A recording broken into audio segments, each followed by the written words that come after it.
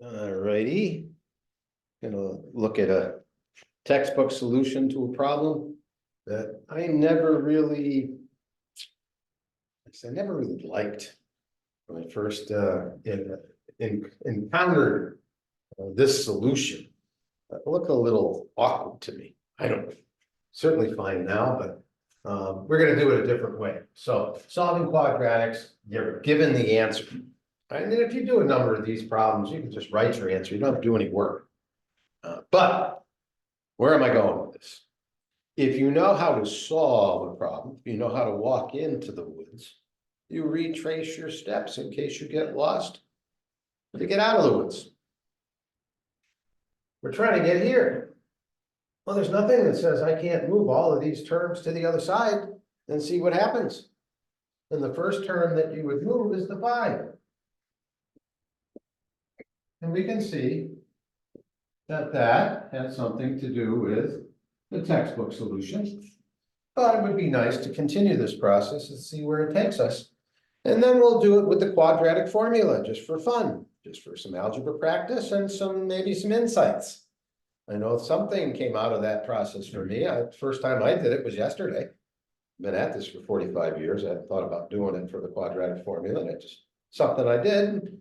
And it's piqued my interest. There's a little term in there that I'm going to have to do some thinking about. All right, but how do we get to squaring? Well, we square both sides. And I'll write it this way. Minus 5 squared equals plus or minus 3i in parentheses squared.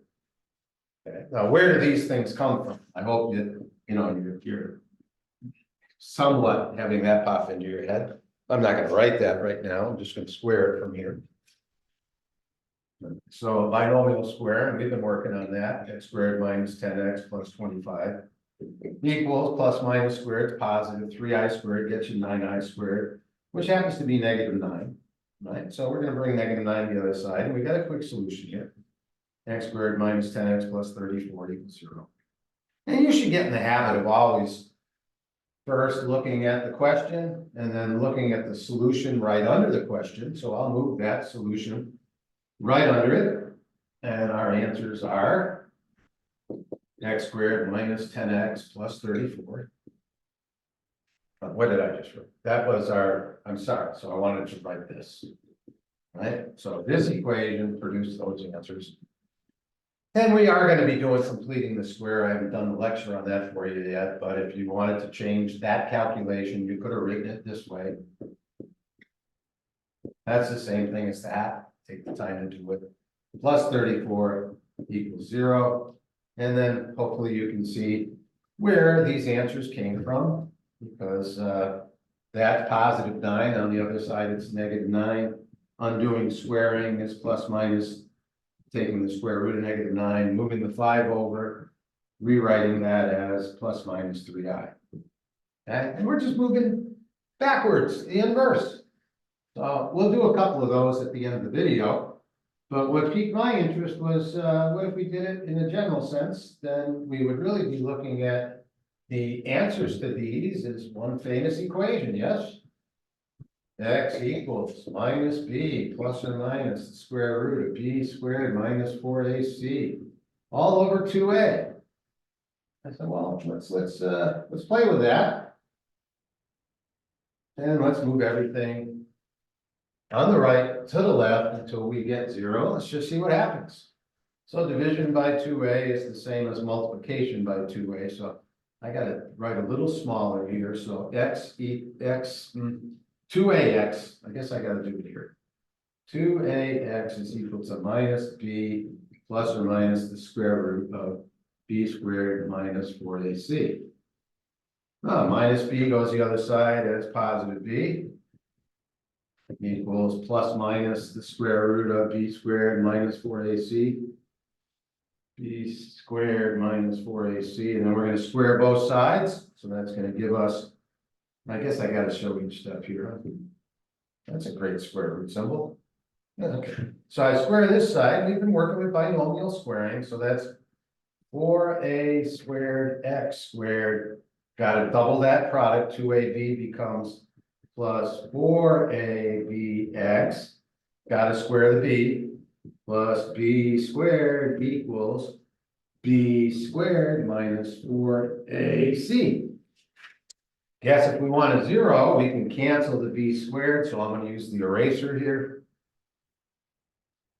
And then I'm going to add the 4ac, it's minus 4ac, excuse me. I'll add 4ac to this side, and that gets me 0. I'm running out of room here.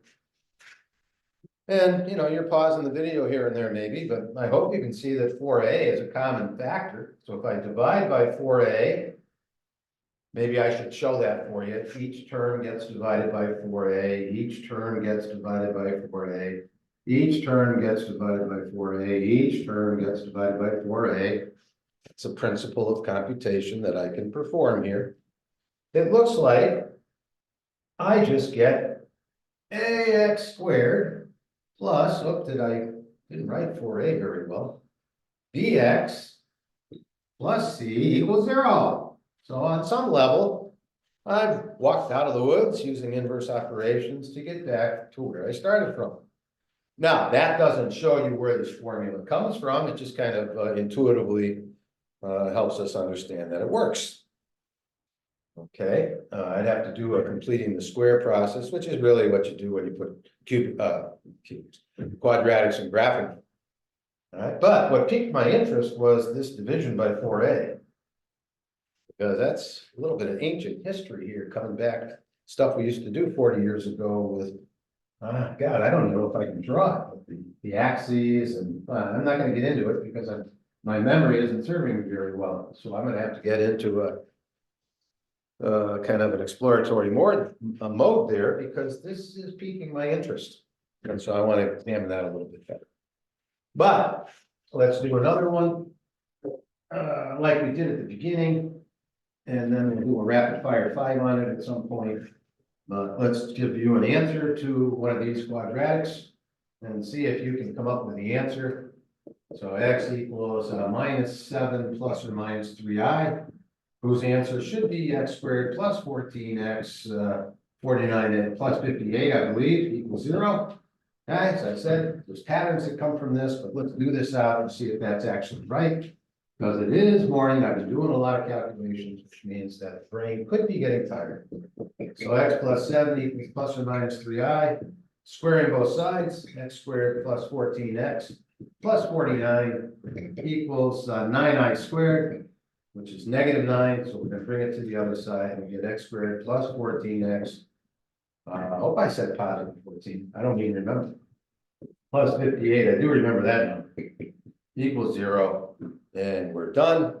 Let's try one more while we're at it. It's not the longest video, so I'll give you one more, maybe 2 more practice, one imaginary, one non-imaginary answer. So let's look at x equals, we already did a 5, I think. Let's do a 3 plus or minus 7i. Now that's too close to the last problem. 8i.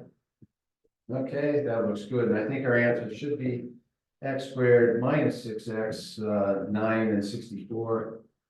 Yeah, I'm getting slow. 73 equals 0. I think that's where we should be. So x minus 3 equals plus or minus 8i. Squaring gets us x squared minus 6x plus 9 equals 64. 64i squared. So minus 64 comes to the other side, and yes, it is indeed that. All right, now what happens if it's not an imaginary answer? What if it was plus or minus the square root of 5? Well, textbook would say x minus 3 plus square root of 5 times x minus 3 squared minus square root of 5. And I hope you can see the x minus 3 squaring process that comes from bringing the 3 to the other side. I think you get a chance to see this more quickly and easily. So there's your x squared minus 6x plus 9 equals, when you square this, you just get positive or negative squared. It's positive. Square root of 5 squared, right? Square root of 5 squared just gets us the number 5.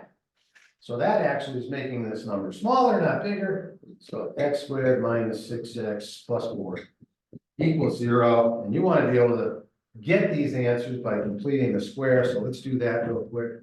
So we're cutting this number in half, and I'll explain that in class as to why. Minus 3 squared is positive 9. So I'm sorry, is positive 9, so we want to get rid of that, because when you put a 0 in, you want to get 4. All right, so now -9 plus 4 is -5, which becomes positive 5 on this side. Squaring becomes plus minus square rooting, and -3 becomes positive 3. And we can get back to our answers, which were, yeah, up here. All right, so that's just kind of an introduction to some other work we're going to be doing soon, as in middle of the week. All right, little practice there. Ta-ta.